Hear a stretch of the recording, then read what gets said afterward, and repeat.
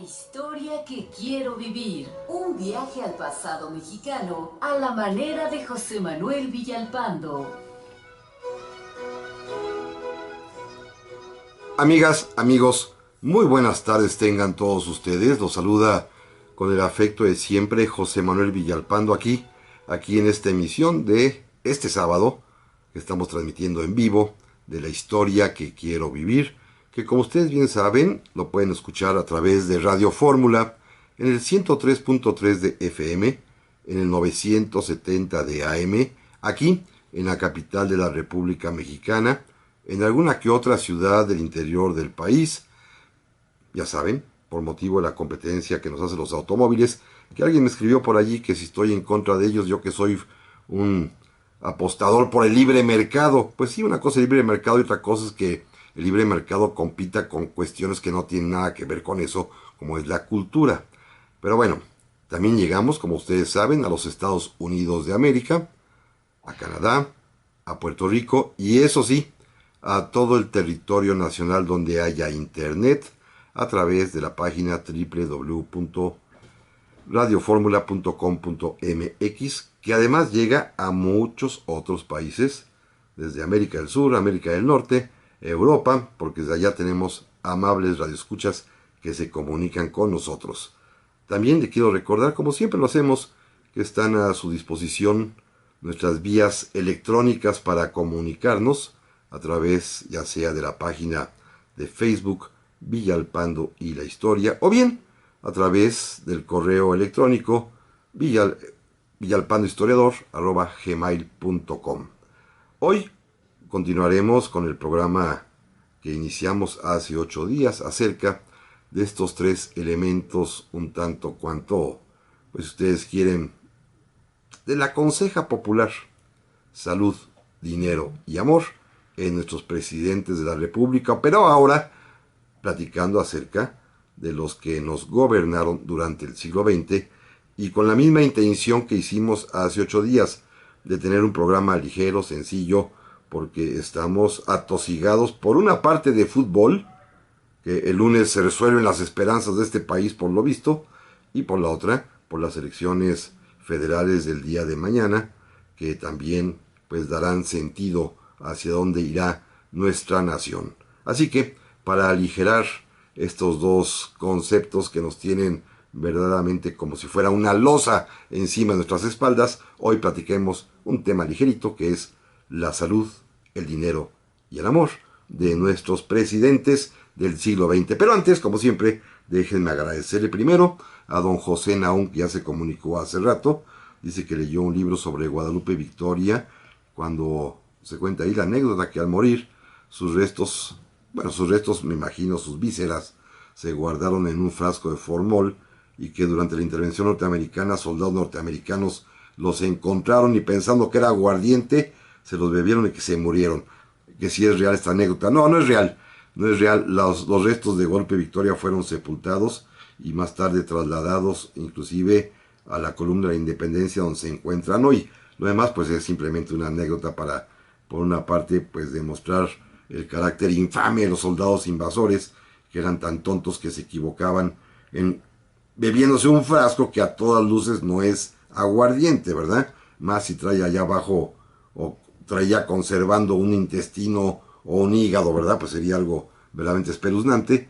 Gracias, don José Naum. También don Orlando Orozco nos saluda desde Puebla, como siempre, que qué libro recomiendo para saber más de la vida privada de los expresidentes. Mire, hay varios, por supuesto, me atrevería a recomendar el mío, pero no es el caso. Pero desde otro punto de vista, le recomiendo un libro verdaderamente excepcional que se llama La suerte de la consorte, que es justamente una biografía y un análisis sociopolítico y de género también de las primeras damas, de las esposas, compañeras y demás mujeres que han rodeado a los presidentes de la República. Un libro, repito, La suerte de la consorte, que escribió esa gran escritora mexicana, Sara Sefcovic. También le quiero agradecer muchísimo a varias personas también ya me han escrito por acá, por esta otra vía, como Rafita Barrios, que muy temprano hace un rato ya nos escribió saludándolos. Don Leopoldo Espinosa, muy amable, se lo aprecio enormemente, desde Ensenada, Baja California, muchas gracias. Jaciel Ponce me dice que el cotilleo de la polaca es también divertido, porque lo que nos gusta es la historia que entretiene. Y pues nos manda a saludar. Muchas gracias a Jaciel Ponce, se lo aprecio enormemente. Pues sí, hoy es un programa de cotilleo. Y se acuerdan ustedes que nos quedamos finalmente en don Porfirio, un hombre de salud muy, muy robusta. Recuerden, el ser un hombre de edad no significa que la salud sea mala.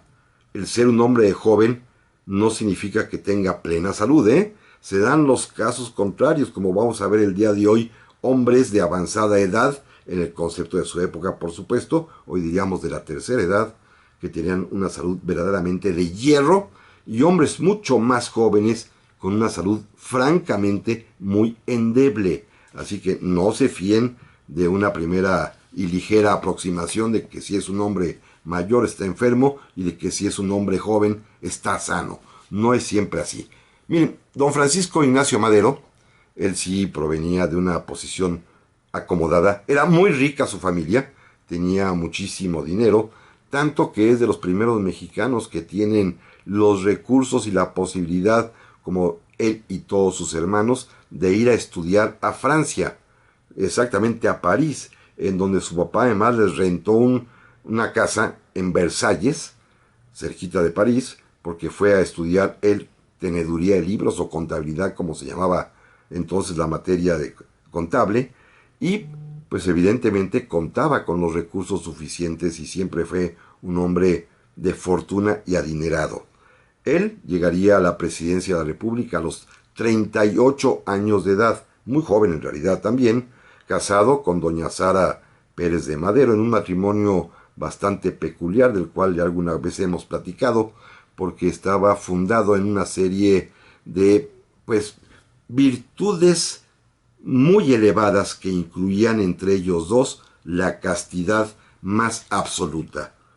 Don Pancho Madero y doña Sara Pérez de Madero no tuvieron hijos porque inclusive entre ellos no tenían relaciones íntimas y todo pues convenido y pactado entre los dos. Recuerden que Madero en su calidad de espiritista tenía esta facilidad de poder generar pensamientos y principios de altísimo nivel que tendían a la superación del ser humano, muchos de ellos fundados en la filosofía hindú, y por esta razón pues él adoptó desde el carácter vegetariano, el ser un médico homeópata, además también no creía en la medicina alópata normal, y sin embargo, bueno, siempre tuvo una buena salud, por supuesto, truncada lamentablemente con su terrible asesinato. Repito, él va a morir cercano a los 40 años de edad, tenía 38 cuando sube a la presidencia. Y luego, el siguiente presidente, para ir avanzando, es un hombre ya más mayorcito. Es quizás el hombre que más veterano llegó en cuestiones de edad a la presidencia de la República. Y aunque no es un personaje importante en términos, digámoslo así, de la gran historia de México, lo voy a mencionar precisamente por estas características que lo hacen un ser pues muy, muy atípico. Miren, Victoriano Huerta llega a la presidencia de la República, claro, debido a las malas artes, al cuartelazo, a la traición, a la escena trágica, llega a los 68 años de edad. Es un hombre de clase originaria muy, muy humilde, es indígena de allá de Nayarit, un muchacho que gracias a que aprendió a leer y escribir pudo ir progresando, se fue inclusive becado al colegio militar y en una entrega de premios a los cadetes más aprovechados con mejor aplicación, el presidente Benito Juárez le dio una medalla al joven cadete Victoriano Huerta, sorprendido de que el muchacho indígena puro, Nayarita, Cora, había alcanzado pues premios altísimos en las matemáticas. Juárez le dijo: los indios que se respetan y que estudian, la nación espera mucho de ellos. Y esto fue una especie de pues mala profecía de don Benito, porque después ya sabemos que la vida de don Victoriano Huerta, con una salud muy deteriorada por culpa del alcohol, era un enfermo alcohólico contumaz, consumado, pues es un hombre que va a morir cuando llegue la hora, fíjense, espantosamente, en medio de un delirium tremens provocado porque le quitaron su suministro, su ración diaria de bebidas alcohólicas allá en su prisión en Fort Bliss, cerca del Paso, Texas, en donde lo encerraron y lo dejaron sin beber durante unos cuantos días, y eso fue suficiente para que el hombre verdaderamente perdiera la razón y falleciera de este agotamiento que causa en los alcohólicos el que les quiten de un trancazo el alcohol. Don Venustiano Carranza, para brincarnos ya, él llegó a la, ¿qué quieren ustedes? A la titularidad o a la primera jefatura del Ejército Revolucionario Constitucionalista a los 54 años, y luego llegó a ser presidente de la República a los 58. Cualquiera de las dos es buena, finalmente está dentro de esa década de los cincuentones, y él es un hombre también de muy buena familia, de clase acomodada, también es hacendado allá en Coahuila, quizás menos rico en el estándar de riqueza altísimo que tenían los Madero, pero de todas maneras un hombre que tenía una posición social bastante favorecida, y en cuestiones de salud no se sabe que haya padecido nada más grave que lo normal que le acontece a todas las personas, pero en cuestiones de amor sí que fue todo un caso, porque miren, se casó primero con doña Virginia Salinas de Carranza, que le va a dar 2 hijas, y andando el tiempo, platicamos en un momento más mejor. Y estamos aquí, amigas, amigos, para este segundo bloque de la historia que quiero vivir de este sábado previo a las elecciones, el último día del mes de junio, y le agradezco muchísimo, primero a Iván García, que me ha escrito también, dice que si Irma Serrano fue el amante de Díaz Ordaz, que es verdad eso porque le regaló la cama de Carlota y por ello es una réplica del Museo de Historia de Chapultepec. Bueno, su noticia tiene un punto certero y uno falso, ¿eh? Efectivamente, doña Irma Serrano, la famosa tigresa, cuentan que fue efectivamente la querida del presidente Díaz Ordaz, e inclusive ella escribió un libro donde cuenta ese episodio, un libro que se publicó, por supuesto, hace añísimos, que se llamaba A Calzón Amarrado. Se lo recomiendo porque es muy divertido. Ahora, lo de la cama es falso, ¿eh? La cama de Carlota nunca fue la cama de Carlota. La cama de Carlota, que se supone era de ella, es una equivocación. Es la cama que perteneció al general Manuel González y que está ahí desde que él ocupó la presidencia de la República, porque de Carlota no dejó ningún mueble que se conozca. Lo que pasa es que el presidente Manuel González dormía con esa cama de latón muy bonita, exactamente en la habitación llamada de Carlota, en la recámara de Carlota.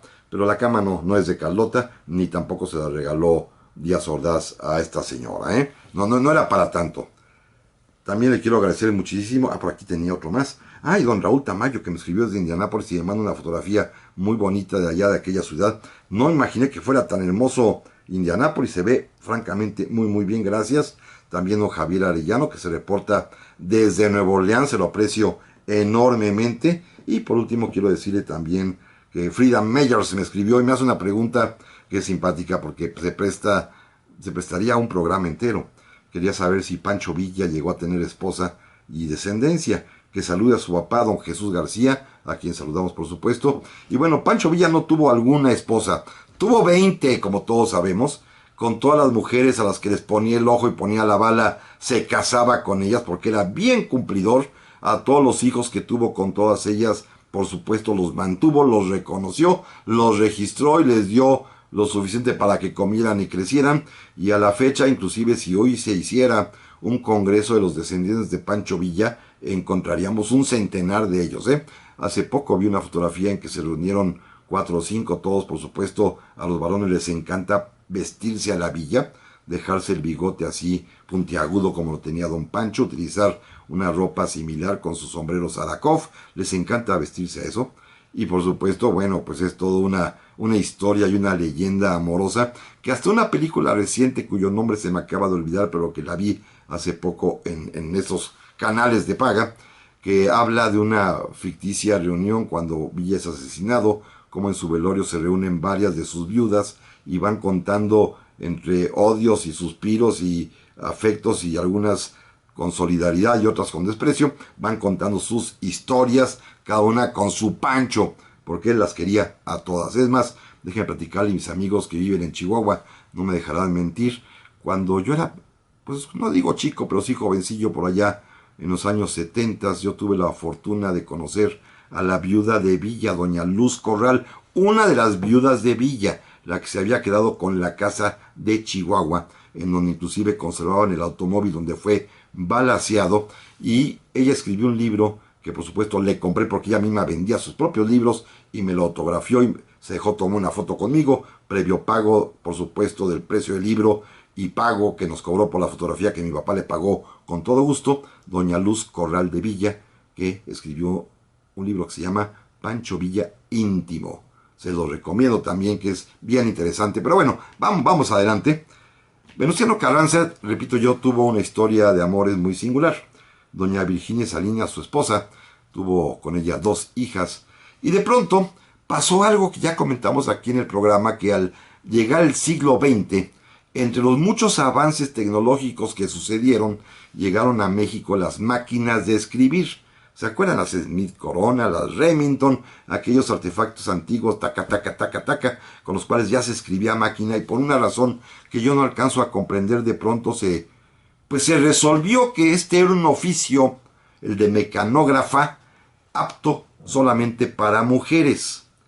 De alguna manera, el viejo oficio de amanuense, que es aquel o pendolista que escribía con pluma de ganso o con manguillo los dictados del jefe, que era una labor profundamente varonil, la de ser secretario, dejó el paso a las secretarias mujeres, porque eran las que estaban habilitadas y reconocidas para escribir en estas máquinas novedosísimas de aquel tiempo, y pues surgió una especie de tradición mexicana.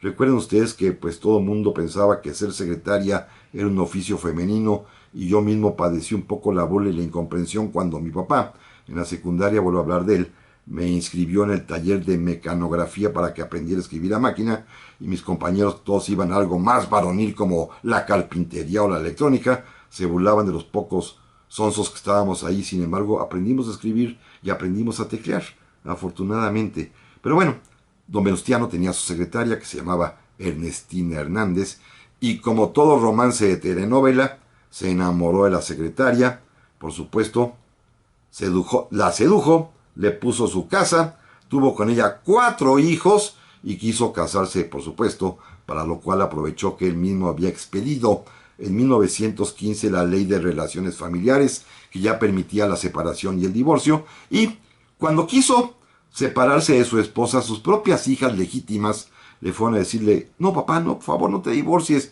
mi mamá está muy enferma, tiene cáncer, va a morir pronto, no le des ese pesar, déjala que acabe su vida. Y bueno, don Venustiano, conmovido, decidió aceptar. Híjole, pero doña Virginia tardó 4 años en morirse, y hasta que pudo fallecer, pues se casó ya con Ernestina Hernández, su segunda esposa, en una boda muy triste, porque fíjense, se casa con ella el último día de abril y al día siguiente parte don Venustiano, o sea que, bueno, no tuvo noche de bodas porque ya la había tenido previa, pero la única vez que puede convivir o cohabitar con su esposa ya casados legalmente, al día siguiente parte. Él pensaba que la volvería a ver, pero no, fue a dar a Tlaxcaltongo, donde murió. Doña Ernestina Hernández tuvo 4 hijos y tuvo 2 más con doña Virginia Salinas. Y bueno, vamos a otro caso distinto. Álvaro Obregón. Miren, él llegó relativamente, o no es cierto, no es relativamente, muy joven a la presidencia de la República, porque tenía 40 años de edad. Es un chavito en realidad, 40 años. Y él es una posición económica de clase media, que inició como agricultor allá en el municipio de Cajeme, hoy Ciudad Obregón, en Sonora, y que poco a poco, bueno, su habilidad y su ingenio y su capacidad para ser un buen agricultor lo hizo progresar. Después se uniría a la revolución, donde descubriría su talento para la estrategia militar.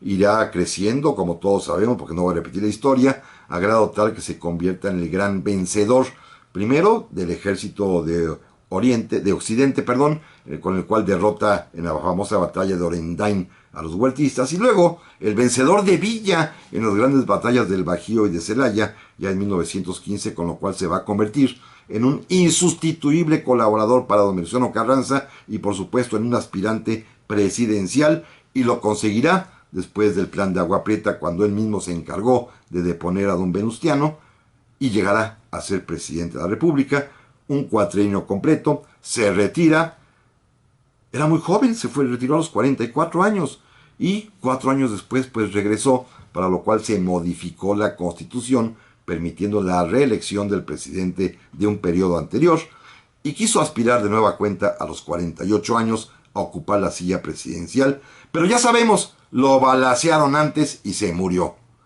Pero, amigos, escuchen esto, se hubiera muerto de todas maneras a los pocos meses.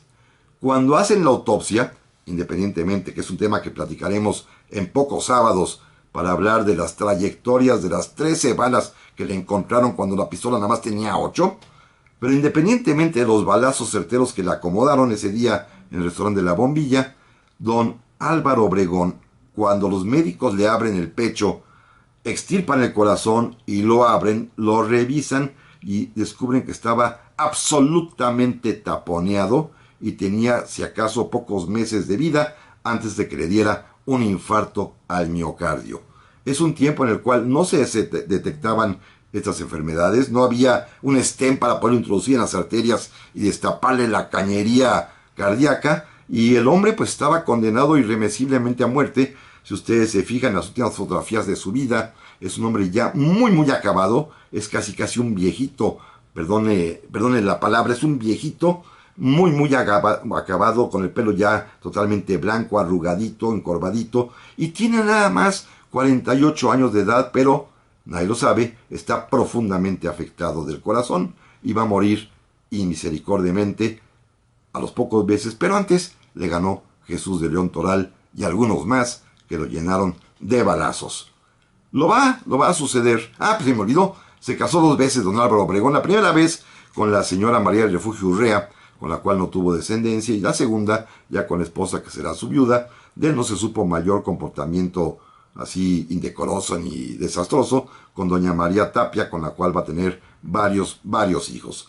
Lo va a suceder en el gobierno del general Plutarco Elías Calles, quien va a llegar a la presidencia de la República a los 47 años de edad. Él es un maestro de escuela de clase media-baja, que también, pues hará su esfuerzo, que se verá recompensado con la revolución. Es quizás el primer revolucionario que se vuelve descaradamente rico. Obregón quizá lo fue, pero no fue ostentoso. Los Calles sí se encargaron de ostentar la riqueza, yo no sé si bien o mala vida, no me toca a mí juzgar, pero es un hombre también con una vida privada ordenada. Tuvo como esposa a doña Natalia Chacón, pero de esto hablamos en un momento más. Ya estamos aquí, amigas, amigos, para este tercer bloque de esta tarde. Muchas gracias a don Fernando Paulina Bedillo, que me escribe desde Morelia como siempre. Dice que qué cosas tan curiosas de nuestros presidentes, que no cabe lugar a dudas de que padecemos lo mismo que parece lo mismo de cualquier ciudadano. Sí, es que como seres humanos les pasa exactamente igual que a todos nosotros. Tienen problemas, aunque no lo crean, de dinero en algunas ocasiones, en algunas, sobre todo allá en el lejano tiempo. O ya sé que no, pero tienen problemas de salud, eso no se los quita ni Dios Padre, ¿eh?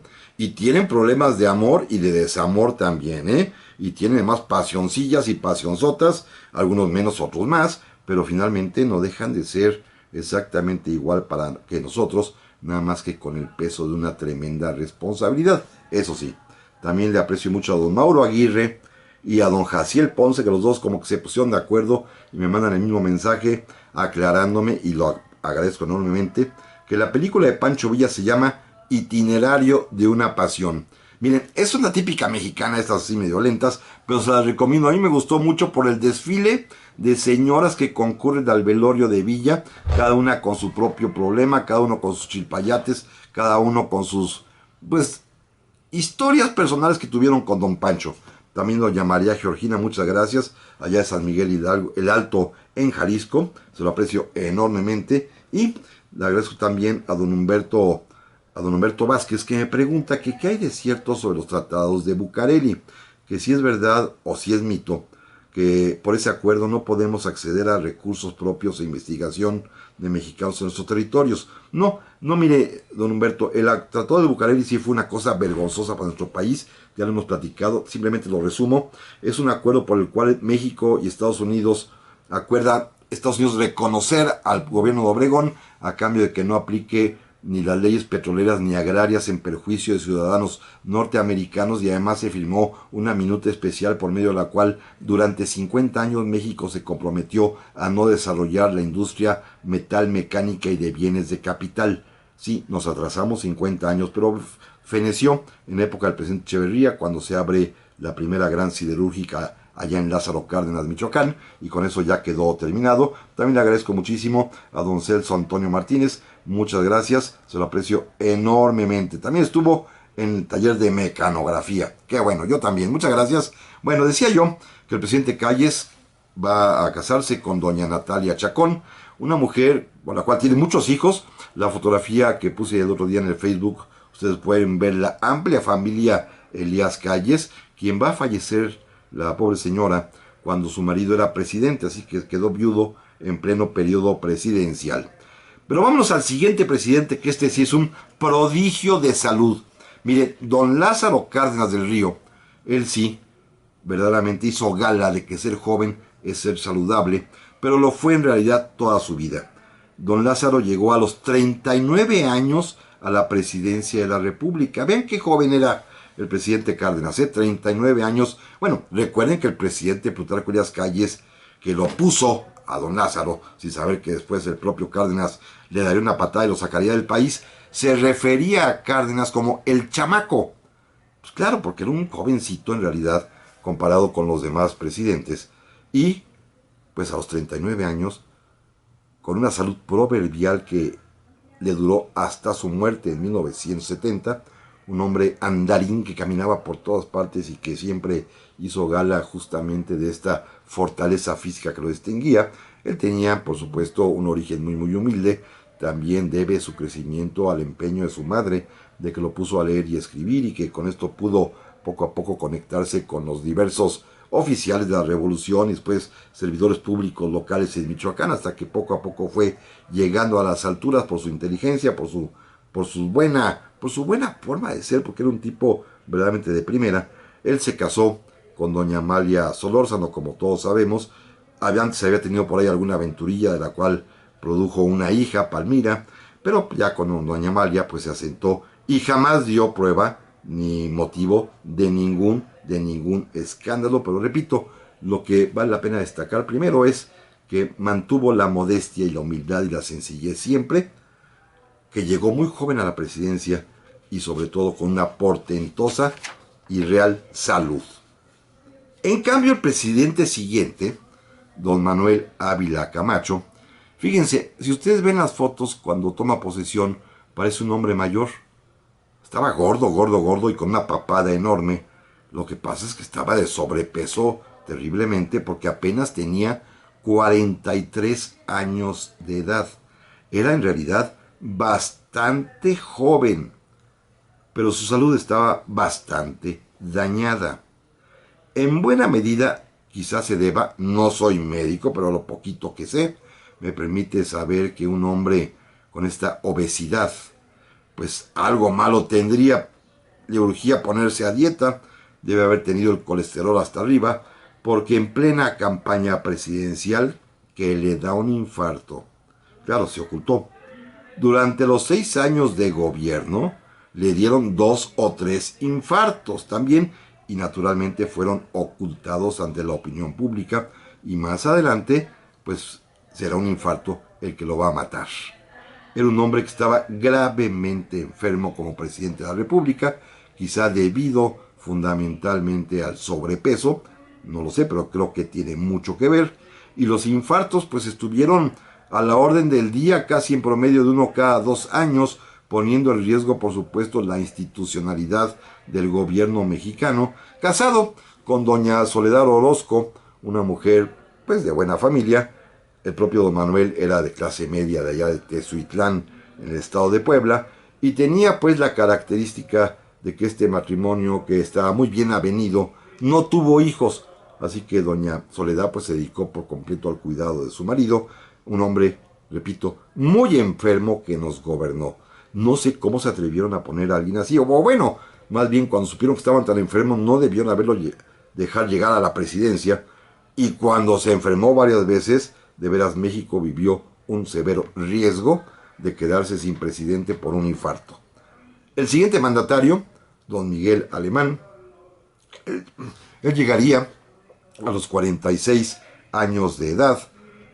Provenía de la clase media, hijo de un general revolucionario, que como abogado el propio Miguel Alemán pues había destacado y ascendido en el escalafón burocrático y judicial, primero en su natal Veracruz, después ya en el gobierno federal, de tal suerte que se va a convertir en un hombre imprescindible para el general Manuel Ávila Camacho en calidad de secretario de Gobernación, y pues él va a ser el beneficiario cuando debía acabarse con la época de los militares y dar paso a los civiles para que gobernara, como decía el propio Ávila Camacho, un universitario, Miguel Alemán, casado con doña Beatriz Velasco, de muy buena salud, pero un hombre que ese sí dio que decir en dos vías. La cuestión del dinero, todos sabemos que es la época en la cual literalmente se destapa como nunca lo que hoy conocemos como corrupción, en una época en la cual el chiste popular, y que todos hemos escuchado,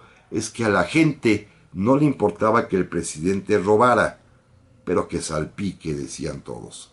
Es decir, que a todos nos toque un poquito de este gobierno corrupto.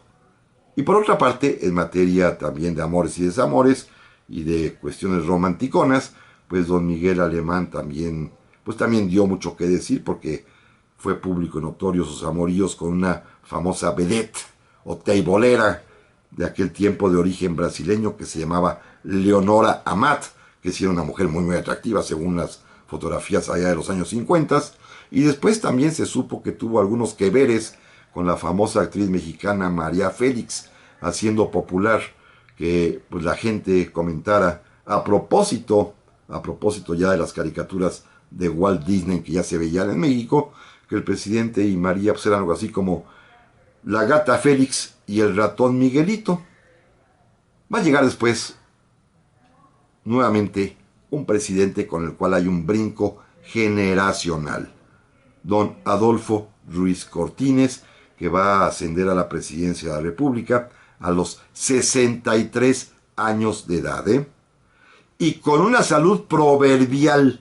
No estaba enfermo en nada y va a morir muchos, pero muchos años después en su natal Veracruz. Un hombre que quizás en buena medida deba esta salud a que era un hombre ordenado, a que era un hombre de origen modesto, que trabajó siempre como burócrata toda su vida, que sabía el valor de ganarse un peso, lo importante que era ganar el dinero, y tiene como una de sus virtudes más grandes, y que los mexicanos de hoy le reconocemos, la absoluta honradez.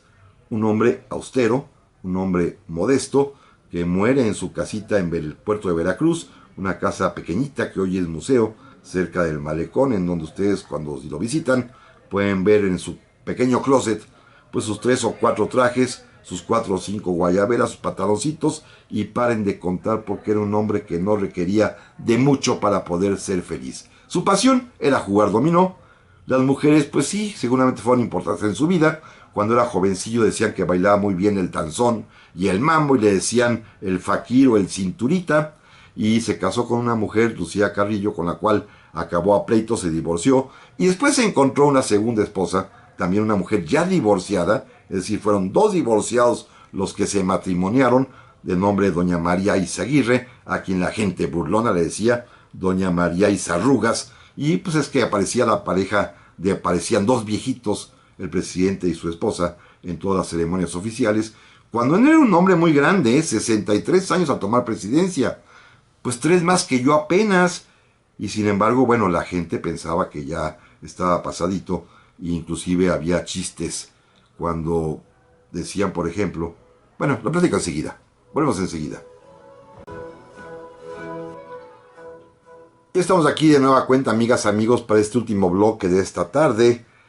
Decía yo hace un momento que había hasta chistes de la edad, al parecer muy avanzada, imagínense, muy avanzada, que tendría don Adolfo Ruiz Cortines al ascender a la presidencia. Alguno de ellos que me parece simpaticísimo es que meses antes, cuando todavía era secretario de Gobernación, cuando se le mencionaba como un posible tapado, la gente que se le acercaba para tratar, ya saben cómo son los políticos, de acomodarse cerca de él, les decía, no soy yo, miren, yo ya pronto voy a pasar a mejor vida. Y entonces las personas pensaban que, caray, ya se siente tan grande que piensa que va a morir. No, los engañó con la verdad. La mejor vida a la que iba a pasar es a la de la silla presidencial.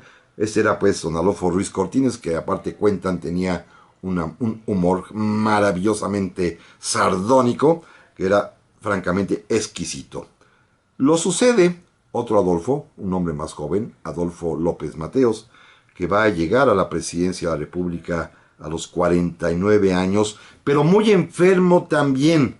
Recuerden, amigos, que este presidente, al que muchísima gente todavía recuerda con cariño, y es quizás el único priista que todavía aparece en las encuestas como un presidente digno y respetable, se les olvida a las personas Adolfo Ruiz Cortines, ¿eh? Yo creo que fue un gran mandatario, como quizás también lo fue López Mateos, pero el carisma personal que tenía López Mateos es sin duda alguna lo que más se recuerda con mucha emoción, porque recuerden, era boxeador, andarín, caminaba mucho, le gustaba manejar a toda velocidad sus automóviles deportivos los domingos en la carretera México-Puebla, y le encantaban, ya saben, los viajes y las viejas. Pero estaba muy enfermo. Era un hombre que padecía de aneurismas cerebrales. Yo no sé exactamente médicamente qué signifique, pero entiendo que era inoperable en aquel tiempo y lo hacían padecer unos terribles, fortísimos dolores de cabeza que literalmente le provocaban una migraña la más espantosa que ustedes puedan imaginarse, que obligaba al presidente literalmente por varios días a encerrarse en habitaciones absolutamente a oscuras porque cualquier rayo de luz le causaba un dolor inmenso de la cabeza, y entonces esos días pues no gobernaba el país. Entre el secretario de Gobernación, Gustavo Díaz Ordaz, y el secretario particular, Humberto Romero, se encargaban de todo, mientras el presidente literalmente se encerraba, y cada vez más frecuentemente lo hacía, claro, y aprovechaba los tiempos en los cuales la migraña espantosa lo dejaba en paz. Era de alguna manera intermitente este mal, para gobernar, para poner en alto el nombre de México viajando por los 5 continentes, y también para sus aventuras, porque casado con Eva Sámano no importó, aún teniendo su hija Avesita, no importó porque anduvo con varias chamaconas por ahí, y al final de cuentas en el último año de su gobierno se va a separar muy discretamente de doña Eva, de quien se va a divorciar porque nada más estaban casados por el civil, y va a contraer matrimonio religioso con una jovencita que había sido pues una brillante estudiante en la Escuela Nacional de Educadoras, de la cual el presidente se enamoró porque tenía mucha predilección por ese plantel educativo del Estado mexicano. Ella es Angelina Gutiérrez Adurní, con quien finalmente se va a casar, y va a morir, como todos sabemos, muy poco tiempo después de haber dejado la silla presidencial, precisamente víctima de los aneurismas cerebrales que lo destruyeron por completo. Y nuevamente se repitió la historia de que el país fue gobernado por un hombre sumamente enfermo, pero nuevamente también todo esto se ignoró por completo porque el gobierno mexicano prefirió mantenerlo en la secrecía más absoluta para que nadie se enterara. Ya llevamos 2, Ávila Camacho con un grave y delicado estado de salud, López Mateos también, y va a llegar un momento en que ya no se pueda detener esta información pública tan vital como es la salud del presidente de la República, porque el que continúe en la silla presidencial, don Gustavo Díaz Ordaz, de plano, él sí decidió.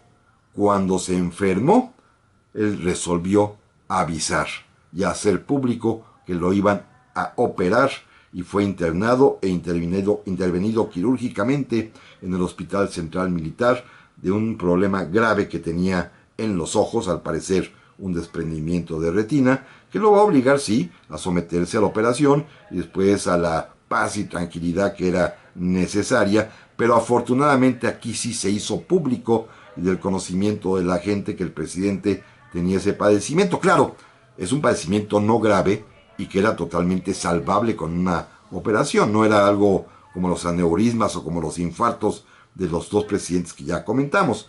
Don Gustavo era un hombre de clase media, también allá de Puebla, de Oaxaca y de Puebla, que había crecido al amparo y a la sombra de aquel famoso cacique poblano don Maximino Ávila Camacho, el hermano incómodo del presidente don Manuel, y era un hombre además también que tenía un feo carácter, era muy bilioso y muy enojón, como se lee en las biografías que se han escrito de él, particularmente la espléndida que escribió Enrique Krause, y donde aparece un hombre que verdaderamente colérico, que perdía los estribos muy fácilmente, quizás tuvo algún problema también de salud derivado de eso, pero finalmente no lo afectó mayormente, no tuvo una vida privada demasiado escandalosa, excepto el episodio que ya platicábamos hace un rato de la tigresa doña Aimea Serrano, pero finalmente su matrimonio con doña Guadalupe Borja pues siguió siempre viento en popa y pues no se separarían. Lo de la tigresa fue simplemente un pequeño episodio simpático durante su presidencia, porque dicen, o más bien dice ella, en el libro que les comentaba yo que se titula A Calzón Amarrado, que le llevó hasta mañanitas en un día de su cumpleaños a Los Pinos, y ella le cantó vestida, por supuesto, de china poblana con su mariachi. El siguiente presidente es un hombre de una salud proverbial. El presidente Luis Echeverría Álvarez llegó a la presidencia a los 48 años de edad, con una salud verdaderamente espléndida. Tan magnífica que al día de hoy tiene 96 años y ustedes han visto las noticias. De vez en cuando tiene algún tipo de problema pulmonar por los cambios de temperatura que le afectan los pulmones, pero lo llevan al hospital y así ha aparecido a las últimas 2 o 3 años, lo levantan, lo ponen como nuevo y a su casa otra vez. Un hombre, repito, de una salud proverbial que le ha permitido llegar a esta avanzada edad, 96 años. Es el presidente que más ha vivido en años, después además también de su gobierno, y es un hombre de clase media que hizo una carrera burocrática efectiva y muy eficiente, que le permitirá ser finalmente el hombre de confianza de Díaz Ordaz, que no dudará en dejar una silla presidencial. Pero también hay que decir del presidente Luis Echeverría algo que normalmente se escatima mucho a los gobernantes. Su vida privada es absolutamente decorosa, decente, digna y enaltecedora. Él se casó con doña María Esther Zuno Echeverría, con quien tuvo varios hijos, y jamás se supo, ni se ha sabido, porque él jamás dio pie a nada de que tuviese ningún tipo de aventurilla ni lío de faldas. ¿Por qué llega un hombre a los 96 años de edad? Seguramente, entre otras muchas cuestiones, por dos características que representan o significan una vida bien ordenada.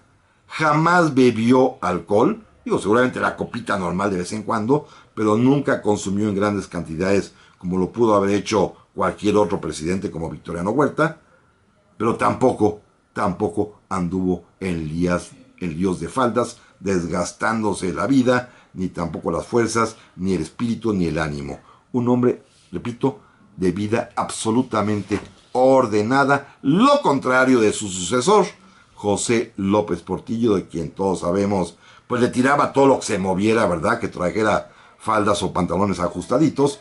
Él llegó a Los Pinos a los 56 años de edad, un hombre de clase media, hijo de un ingeniero militar que trabajaba en Petróleos Mexicanos, un hombre también que creció, primero al amparo de su ejercicio de profesión de abogado, después como funcionario público, que finalmente por ser amigo de Echeverría desde la juventud le va a tocar la presidencia, y con una buena salud. En realidad él presumía ser muy deportista, le gustaba el karate, le gustaba correr, lanzar jabalina, hacer atletismo, por supuesto todo como una especie de impresionar con su físico estilo dionisaco griego, con la filosofía antigua que él, sobre todo platónica y griega, que él seguía, para impresionar a las mujeres. Se casó con Carmen Romano, naturalmente, como todos sabemos, pero pues en su presidencia tuvo sus escándalos con la propia Rosaluz Alegría, a quien nombrará secretaria de Turismo, y ya más adelante acabará casado con una actriz